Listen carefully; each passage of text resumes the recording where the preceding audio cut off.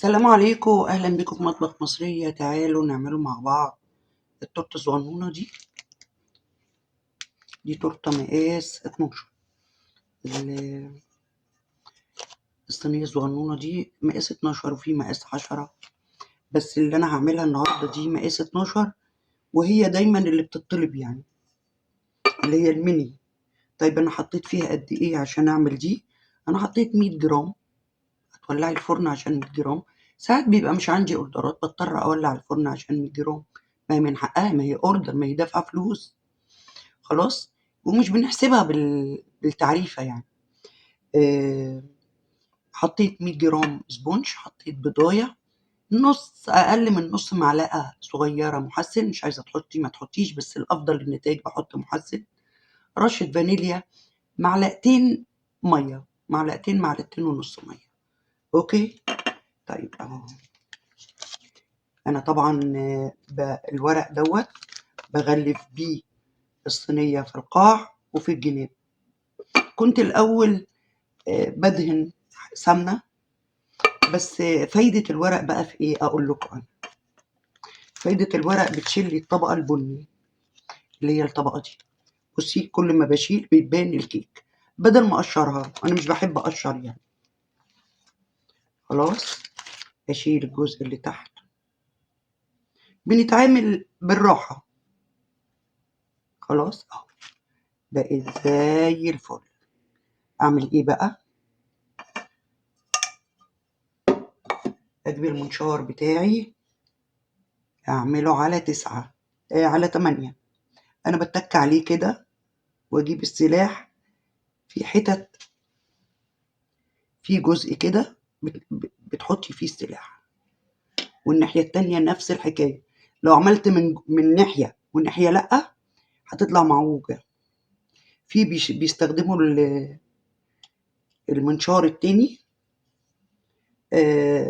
بس يعني ما اكذبش عليكم مش هيبقى متوازن يعني.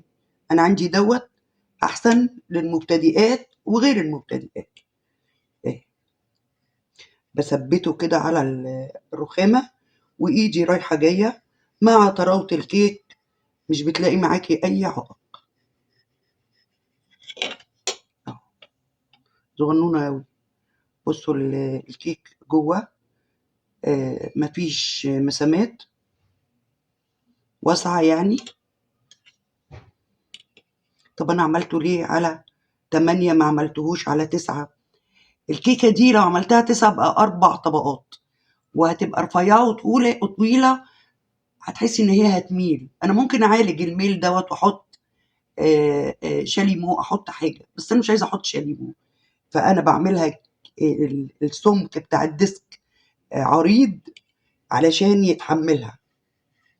ادي كده.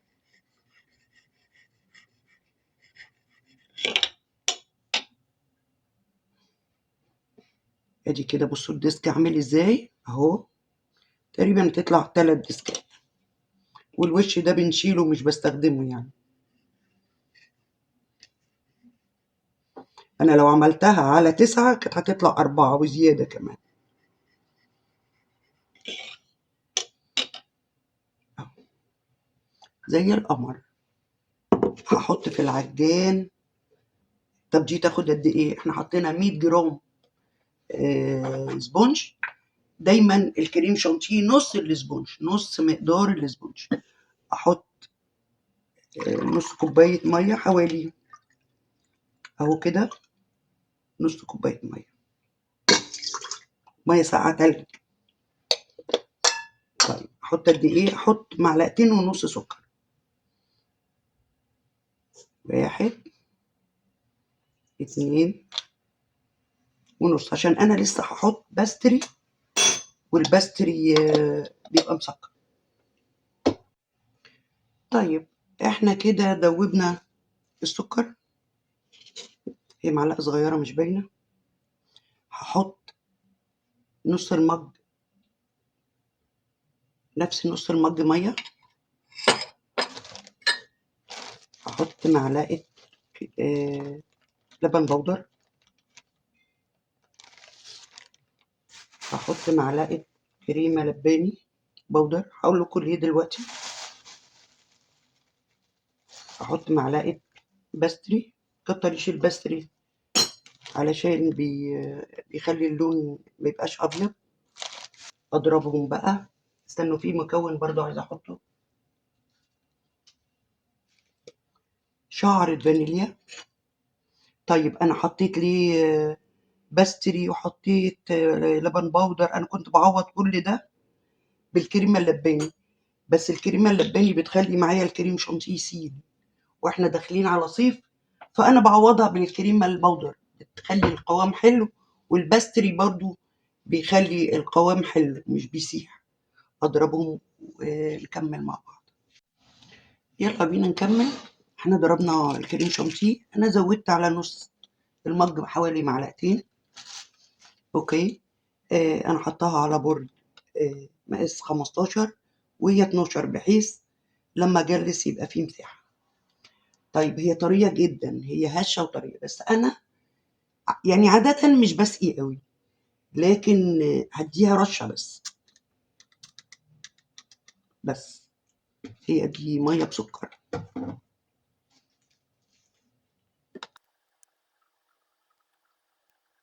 اوكي. دلوقتي هي العميله عايزاها محشيه فراوله وصوص فراوله. دي فراوله فريش معلهاش حاجه ابدا.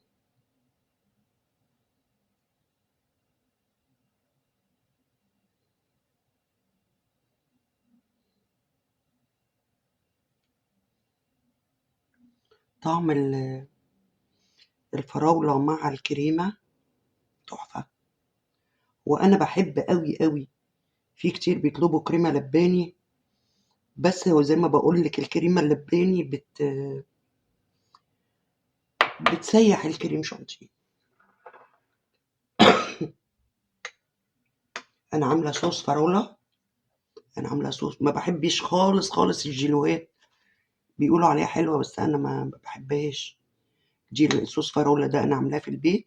لو قلنا مثلا 100 جرام فراوله فريش وخرطتها، بحط عليها 50 جرام سكر، احطها على النار هاديه تنزل ميتها، احط لها في الاخر خالص عصره ليمونه، وهي مش بتعقد زي المربى. هي طعم المربى على فكره، بس مش بتعقد زي المربى.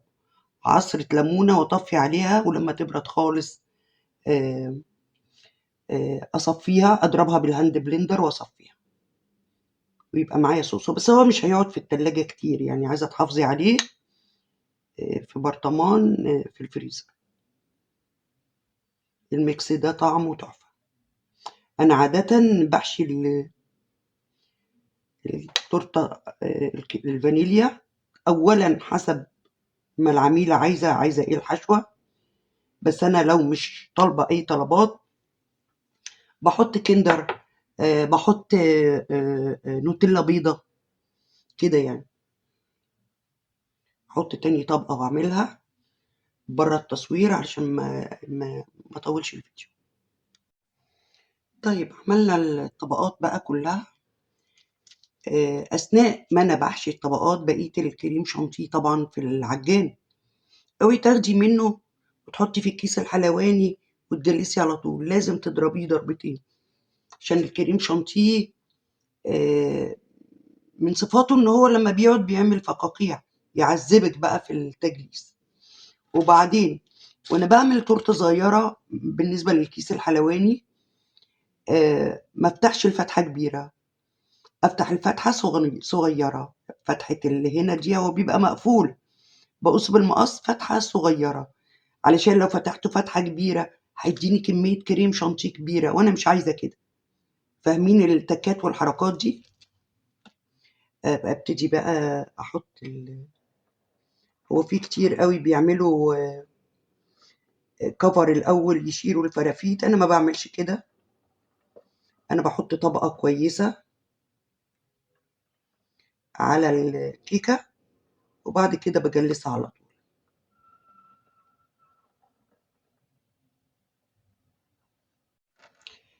بالشكل ده. بعد ما غلفت كده من بره، انا طبعا حطيت على التوبنج صوص علشان يبقى طعمها فراوله. انا باجي بعد ما خلصت كل ده كده باجي اروح عاملة كمان علشان تعمل معاكي شارب ايدج. لازم احط الطبقة دي كمان، مش اكتفي بالغاية هنا بس. انتوا فاهميني؟ انا عايزة ابين مش اكتفي باخر كريم شانتيه على اول التورتايه، لا، بعمل كمان حدود اهي.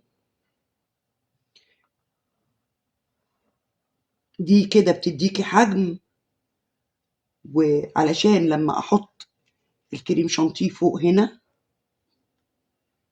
كده يديكي بقى تعملي شارب ايدج زي ما انت عايزه، او حواف حتى.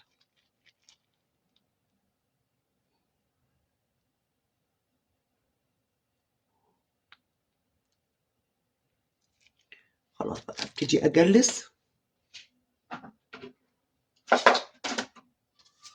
هو انا عندي اعمل تورتتين مقاس 30 وما اعملش دي، بس مش عارفه ليه اتخصصت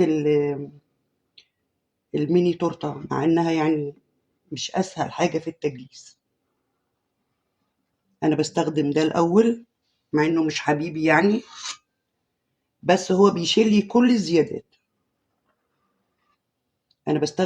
انا بشتغل بالراحه جدا، انا مش بنحت، انا بشيل زيادات الكريم شانتيه، وهيبقى فيه فراغات هزودها عشان ما تحسوش بالملل. اكمل بره التصوير ولا اكمل معاكم؟ مش عارفه، مش عايزه الفيديو طويل الحقيقه.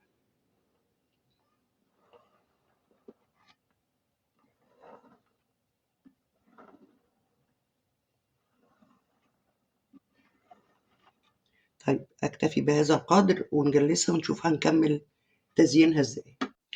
طيب نعمل ايه بقى تاني؟ اخر مرحله في التجليس، انا بجيب ميه سخنتها في الكولر، بحط السكرابر كده. انا شلت خلاص السكرابر الاستانلس، انا بستخدم ده، انا بحب ده برتاح فيه. اخر مرحله بحطه كده يسخن وما امسحوش ولا حاجه. امشي بقى، دي اخر مرحله، بس ما تبالغيش. الكلام ده في الصيف، ما تبالغيش في الميه السخنه عشان الكريم شانتيه ما يسحش منك. ده بقى الحركه دي بتخليه يبقى مستوي، ما يعذبكيش، ويخلي الكريم شانتيه يلمع. بسيط خالص خالص اهو كده.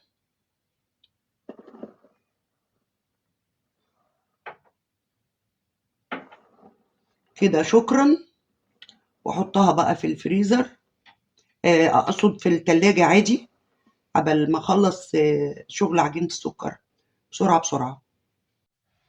احنا جلسنا التورتة وحطيناها في التلاجة، وانا كمان اتعشيت، سبتها شوية يعني. دلوقتي معايا قطعة من عجينة السكر باللون الأحمر. النوعية من التورتات ديت يعني منتشرة ومعروفة، ومعظم البنات بيطلبوها،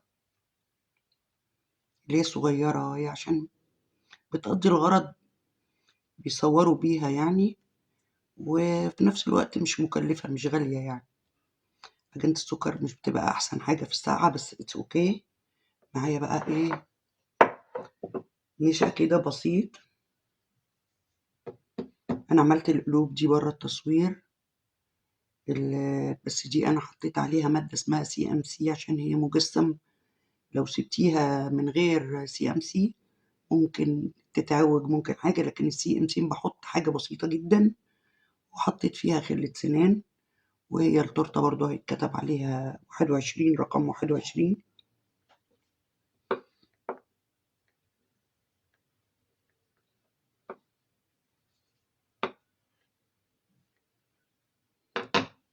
خلاص السمك بتاعها اهو مش كبير قوي. دي قطعات مخصوصة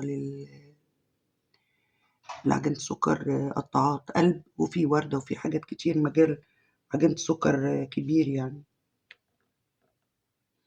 اهو هعمل معاكم واحدة ولا اتنين، وبعد كده اكمل بره التصوير عشان ما تزوقش مني. بص القلب النونو ده صغنن قوي، قعدت ادور على قلب اكبر عشان مزهقش، ما لقيتوش. اكمل وارجع لكم. طبعا انشغلت بالفينش ونسيت اصور، لكن لحقت لكم حته صغيره اهو. نحزم بقى كده بالشكل ده، شكلها بقى قمر قوي. اوكي، ومعايا السبرينكل ده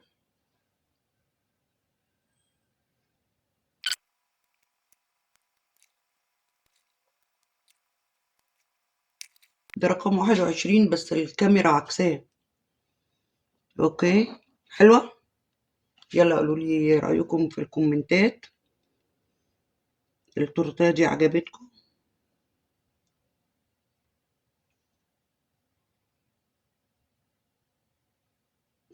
فينش بقى حبة الرتوش الأخيرة دي بس. خلاص بتهيألي كده هي استكفت وخدت شغل أكتر من حجمها.